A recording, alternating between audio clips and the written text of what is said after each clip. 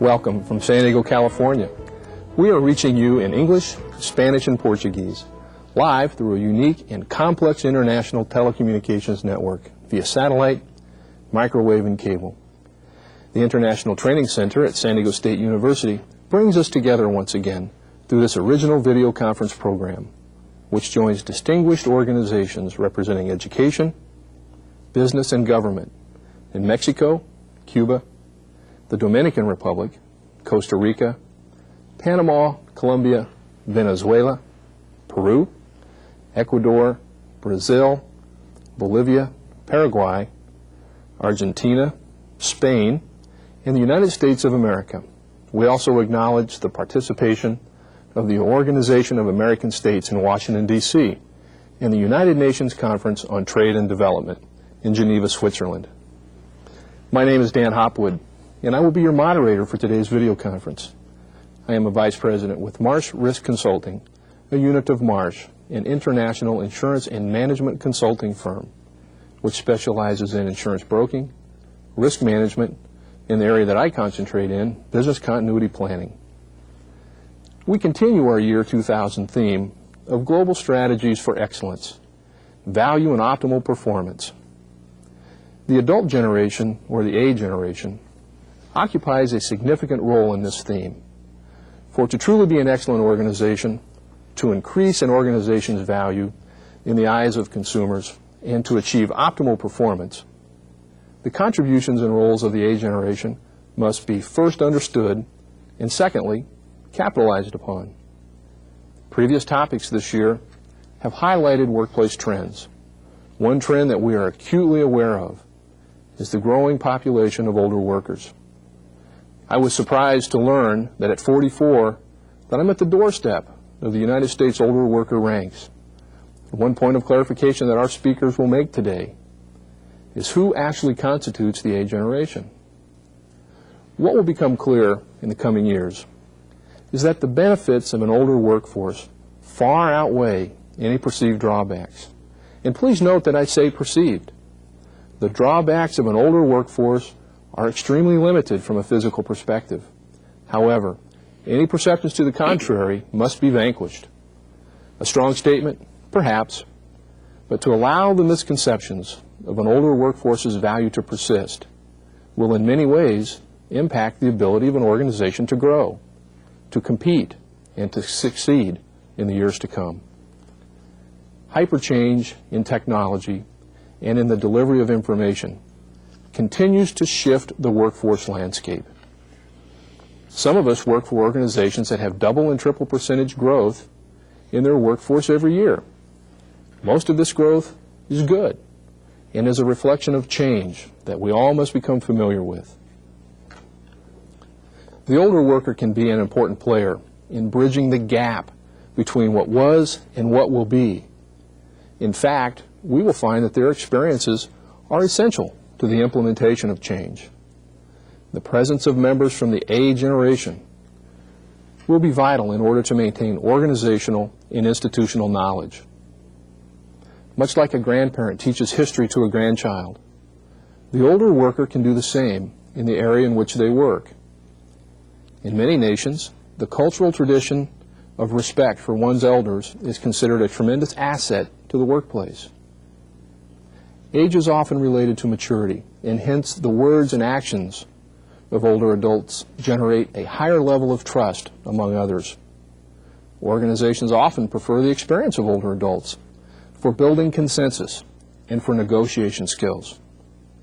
To be fair, we must recognize the challenges that the A generation will create.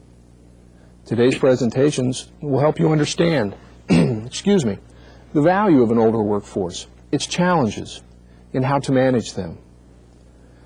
In an ITC program from earlier this year, one presenter, commenting on the forces that are changing the workplace, said that more and more work is becoming knowledge work. Given sound physical and mental health, who generally has more knowledge? Those with experience, that's who. Most individuals with deep-rooted knowledge are members of the A generation. Why? To coin an American phrase, they've been there and they've done that. Our presenters today will highlight where the populations of older workers are today and where they will likely go over the next 2 decades or so. In addition, we will learn of the growth of Generation A and how to take advantage of their knowledge, skills, and their experiences. We'll also discuss what some of the challenges may be and how to manage those challenges. It is my pleasure to introduce to you Susan Mitchell, Dr. Bruce Douglas, and special guest Dr. Jake Jacobson. Susan Mitchell is a writer, author, lecturer, and consultant based in Clinton, Mississippi. She specializes in demographics and social and consumer trends research. Ms. Mitchell, Susan, has published numerous articles on demographics, and she is frequently cited as a trend expert in national print and television media. She is the former editor of the Boomer Report, a newsletter tracking the baby boom generation. She is also a former contributing editor of American Demographics that recently featured her on its cover. Her consulting and speaking engagements on generational issues have included both national and multinational businesses and a variety of organizations. Susan is the author of several demographic reference books, including American Attitudes and Generation X, The Young Adult Market. Her most recent book, American Generations, examines the demographics of the 5 living generations of Americans: the Millennials, Generation X, Baby Boomers, the Swing Generation, and the World War II generation. Susan holds a BS in psychology from the University of Wisconsin at Madison. As part of Susan's module, we'll see an interview with Dr. Jake Jacobson, who embodies the values of hard work and loyalty to the A generation. Dr. Jacobson's professional life started with various shipboard engineering positions for both steam and diesel ships. He then received a commission in the United States Navy and retired with the rank of captain in 1975. While in the Navy, Dr. Jacobson authored several publications and training manuals. Following his military career, he set out to build a university for adults in San Diego.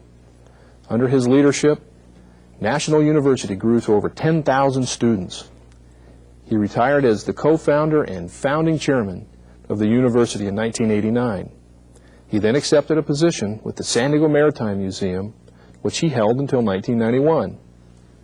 Today, Dr. Jacobson volunteers his time and efforts through many organizations, including the Veterans Memorial Center and Museum in San Diego. Dr. Jacobson holds a PhD and MA from United States International University, a Bachelor of Technology from the Texas State Technical University. He is also a graduate of New York State Maritime College. I'm delighted today to have Dr. Bruce Douglas with us. I'm delighted for 2 reasons.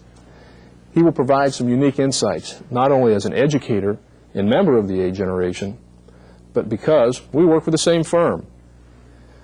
Dr. Bruce Douglas is Senior Medical Consultant at Marsh Risk Consulting in Deerfield, Illinois, and is a clinical professor at the University of Illinois School of Public Health, where he specializes in preventive medicine in the workplace and the health and productivity of the older worker. He has extensive public speaking experience on the subjects of workplace health, the changing and aging workforce, and injury management in the workplace, and is trained and certified as a retirement planning consultant by the American Association of Retired People. Dr. Douglas is also experienced in developing and supervising injury management and healthcare programs for large industrial facilities and public entity workforces. He has developed and supervised multi-specialty facilities for the treatment of chronic pain and has held World Health Organization consulting assignments worldwide. Dr. Douglas is a member of the editorial board and medical columnist for the Journal of Workers' Compensation and is author of more than 400 articles. Dr. Douglas holds a BA from Princeton University, a DDS from New York University, and an MA from Columbia University. As well, he holds the MPH from the University of California at Berkeley. Welcome to you all, and good day. Thanks for being with us. I appreciate the time you've given us. And I'd like to begin with a question, an opening salvo, if you will. In recent years, the explosive introduction of new technologies to the workplace, technologies for which younger professionals are better trained, has produced a global business and economic environment in which older generations do not seem to have the advantage anymore. In light of the increasingly aging workforce, how can organizations provide an environment in which these generations may capitalize on their respective strengths and better work together? Dr. Douglas, let's start with you. You were sharing some insights earlier about training. Perhaps you could focus on that for a moment. Well, you brought up training, and I'm sure we all agree that there must be methods introduced in the workplace to help the older workers to catch up with the younger workers. And it's been demonstrated over and over again that that really is not a problem at all, as long as the people who are in charge of the training programs understand that older workers tend to learn at different rates of speed and different techniques have to be used. But research has clearly demonstrated that older workers can use computers, they can use other technological advances just as well, if not better in many instances, than their younger counterparts. Very good. And Dr. Jacobson, do your experiences at a developing university parrot that? And on the university level, there's a program called Organizational Development, and those that enter that course can learn all of these things and what's changing in the environment. In the organization itself, you can have a resource group and have the older workers in that resource group and be called upon for input when it, with each focus that's being worked on. Right. So we can train, they can contribute, they're a resource, they can help us to create an environment in which everybody works together. And Susan, some of your insights. Well, the very first step is to acknowledge that you need to do this. And one of the problems for many organizations is they simply are not addressing the aging of their workforces as if the problem will just solve itself. And so regardless of the strategy, step one is to look at your workforce and address that issue head on. That's great. I think those are some incredible insights, and thank you all very much for your answers. Let's begin now with Module 1, in which Susan Mitchell will talk about the issues related to the age generation.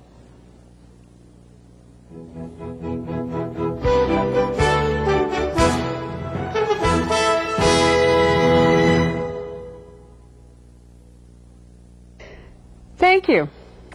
Too often, we have an inaccurate view of older people. The stereotypical older person is impoverished, in poor health, and cut off from the larger world. Some older people do suffer from poverty, disabilities, and isolation. But the average older person is in reality very different from this stereotype. Today's elderly are in better shape than ever before. Pension programs and government-sponsored health insurance have lifted most older people, in the more developed world at least, out of poverty. Throughout the world, medical advances have lengthened lifespans and enabled more people to stay healthy longer. Better health and finances mean people have the means to get out and enjoy themselves, reducing the isolation that can undermine the quality of life for older adults. But old age remains a challenge for many, especially in the less developed nations.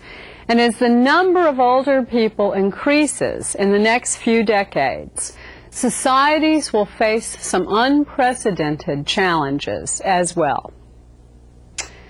I'll begin by discussing some of the characteristics of today's elderly. Later, I'll address some of the issues nations will face as their populations grow older. Who are we talking about when we discuss older people? The population we are considering here today is primarily those aged 65 or older, although we will also look at people who are approaching these ages. In general, however, better health and longer lifespans are changing perceptions of how old is old. In the early years of this century, a person in his or her 50s was considered one of the community's elders. Today, however, few people older than their teens still view those in their 50s as old. If you ask people, how old is old? They will give an answer that is considerably beyond their own age. A 40-year-old may say that once someone reaches age 65, they are old. But a 65-year-old may say, you aren't old till you reach age 80. A major determinant of when old age begins for most people is when their health begins to decline. Concerns about declining health outweigh all others for older people, including financial worries. But the changing perception of the age at which one is considered old reflects improved health among this population. Older people are more likely today than they were in the past to say their health is good or excellent. Fewer than 10% of older Americans, for example, say they are in poor health. The percentage of older people with high cholesterol or high blood pressure has fallen dramatically since the 1960s. Smoking has declined among Americans of all ages. Older people are also trying in many ways to maintain good health. Most say they take vitamins and eat healthy foods, for example. Older people are more likely than younger adults to suffer from a variety of chronic conditions, but contrary to what many people believe and fear, mental and physical decline are not an inevitable part of aging. Obviously, most older people are physically less able to do many of the things they could when they were young. But it does not necessarily mean that their quality of life is significantly reduced. And lifestyle changes, combined with medical breakthroughs, have already reduced the percentage of older people in the U.S. with chronic illnesses and impairments. The most common problems of aging are mobility and sensory impairments. In the U.S., more than half of people aged 65 or older suffer from arthritis. 1/4 of people aged 75 or older have cataracts, and more than 1/3 have some hearing loss.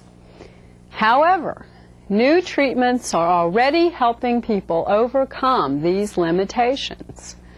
A decline in mental acuity is also not an inevitable part of aging. Only 19% of the U.S. population aged 80 or older, the oldest old, suffer from a mental disability. By some measures, however, many older people are courting health problems. Most do not get enough exercise. Nearly half of Americans aged 55 to 64 are overweight, although the proportion falls to 35% among people aged 75 or older. One reason for this is higher mortality among people who are overweight. Will future generations of elderly people enjoy better or worse health?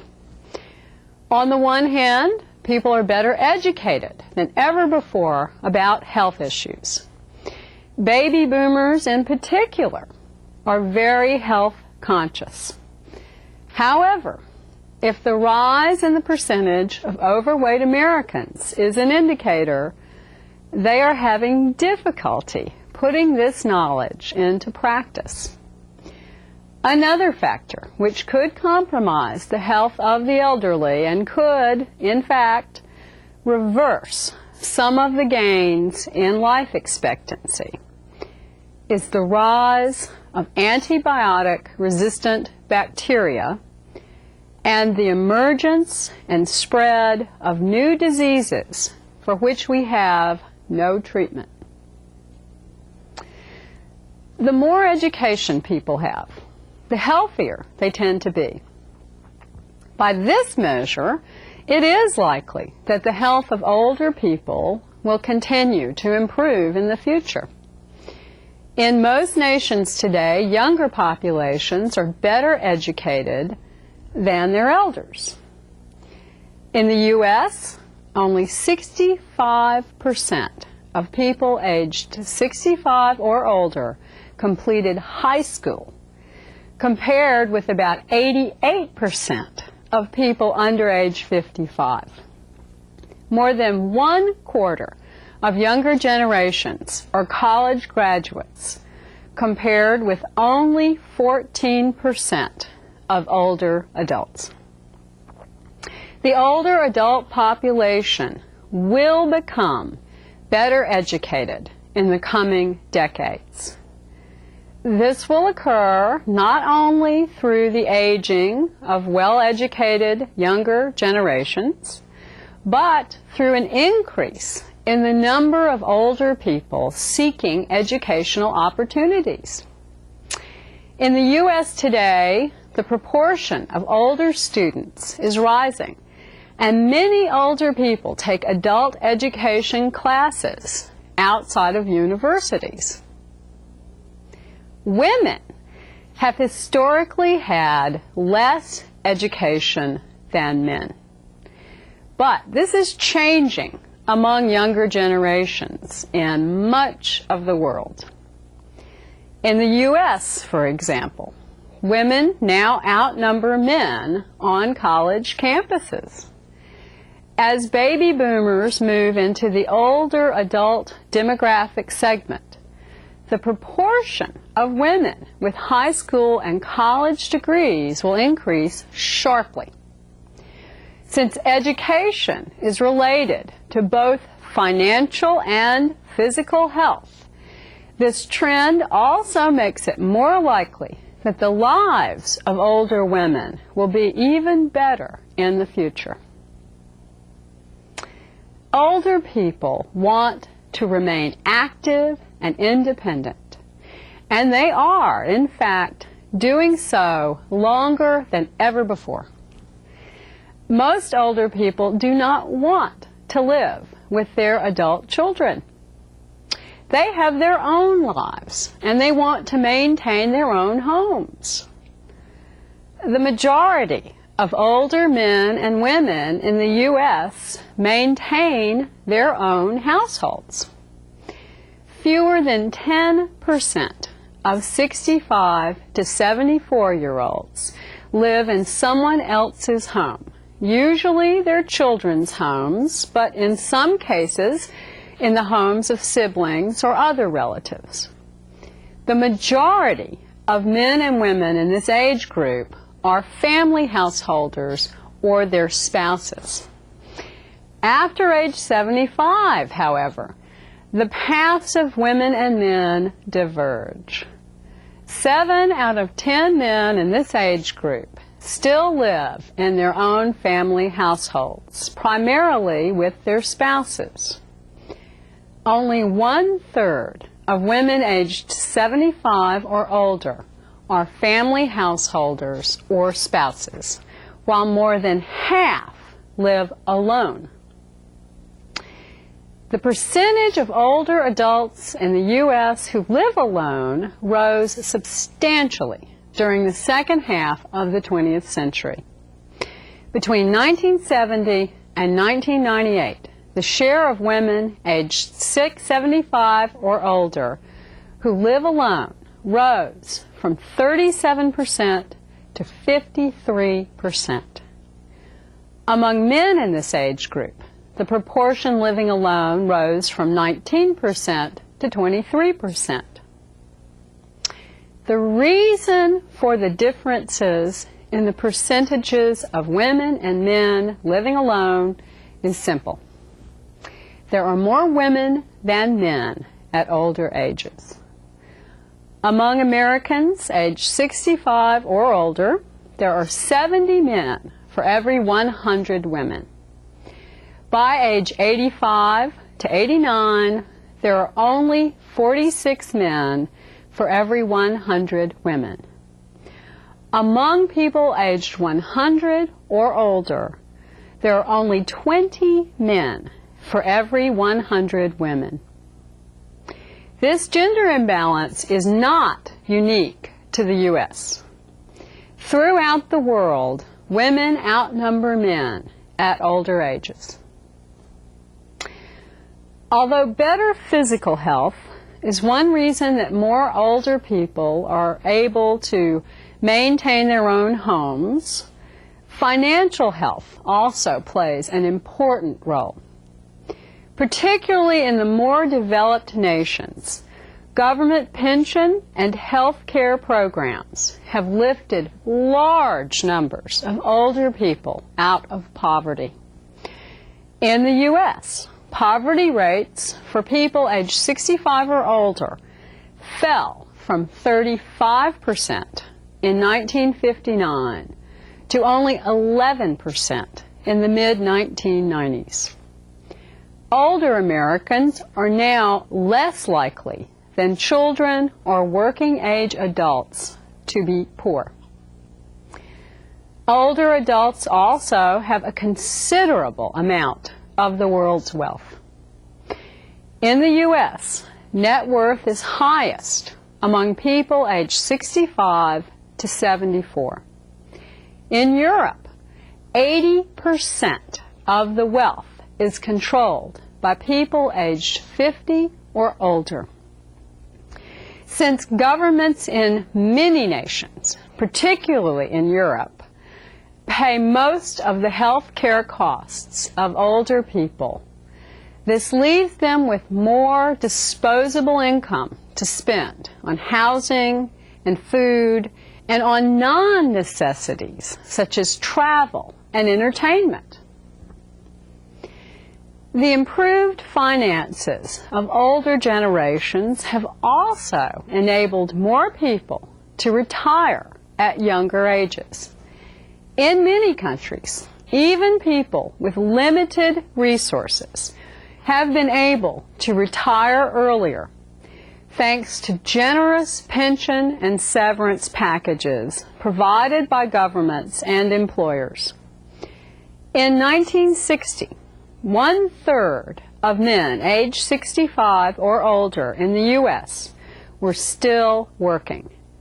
But by 1997, only 17% were still in the labor force. The percentage of older women who worked declined only slightly, from 11% in 1960 to 9% in 1997. Among women under age 65, labor force participation increased sharply during this period. As these younger women age, the labor force participation of women aged 65 or older is likely to increase significantly. The percentage of older men who continue working is also expected to increase. One reason is that the likelihood that many men and women will not have sufficient retirement funds for a comfortable standard of living is very high. But many others, especially women, will continue working in order to feel productive and stay busy. It is likely, however, that many older people who continue working will want to change the type of work they do. Some will opt for part-time or less demanding jobs. Some will finally get to be their own boss by establishing their own companies or becoming independent contractors. Older workers are aware of their ability